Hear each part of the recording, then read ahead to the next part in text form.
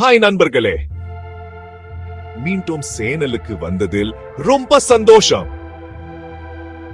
இன்னைக்கு மூடநம்பிக்கை எப்படி வாழ்க்கையை பாதிக்கும்னு ஒரு நெகிழ்ச்சியான கதையே சொல்ல போறேன்.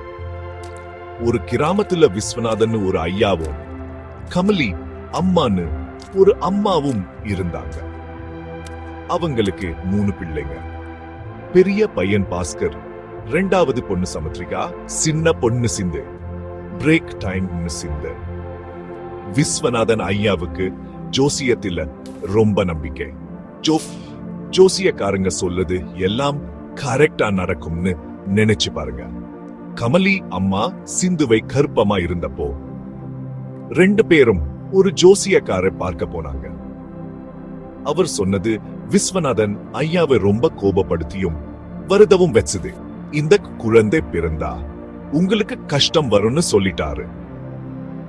இதனால சிந்து பிறக்கிறதுக்கு முன்னாடியே விஸ்வநாதன் ஐயா அவளை பிடிக்காம போயிட்டாரு. இன்னும் கொடுமை என்னன்னா, கமலி அம்மாவுக்கும் வயிற்றுல இரு குழந்தையே பிடிக்காம போச்சு. எல்லாத்தையும் தாண்டி கமலி அம்மா சிந்துவை பெத்துக்கிட்டாங்க.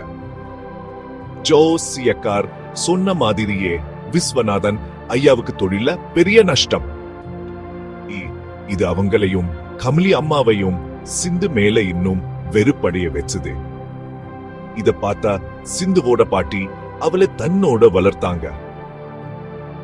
ஆனா சிந்துவுக்கு 15 வயசு இருக்கும்போது பாட்டி இருந்துட்டாங்க. இப்போ சிந்து அம்மா அப்பா வீட்டுக்கு போக வேண்டியதா போச்சு. அங்க அவங்களோட அன்பை எதிர்பார்த்தா. பாஸ்கர் காதலிச்சு கல்யாணம் பண்ணிக்கு கிட்டிட்டு போயிட்டா. சமுத்ரிகாவுக்கு அம்மா அப்பா பார்த்து நல்ல இடத்துல கல்யாணம் பண்ணி வச்சாங்க. ஆனா சிந்து யாரும் அவளை பத்தி கவலைப்படவே இல்லை. கல்யாணம் பண்ணி கொடுக்கிறதுக்கு கூட யோசிக்கல. ஆனா சிந்துவுக்கு நல்ல மனசு. காசு சேர்த்து வச்சு அம்மா அப்பாவுக்கு 60ஆம் கல்யாண நாள் விழாவை தடபுடலா பண்ணி கொடுத்தா.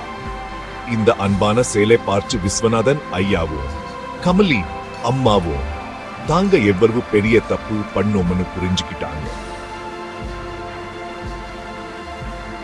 சிந்துவுக்கு நல்ல மாப்பிள்ளை பார்த்து கல்யாணம் பண்ணி வச்சாங்க.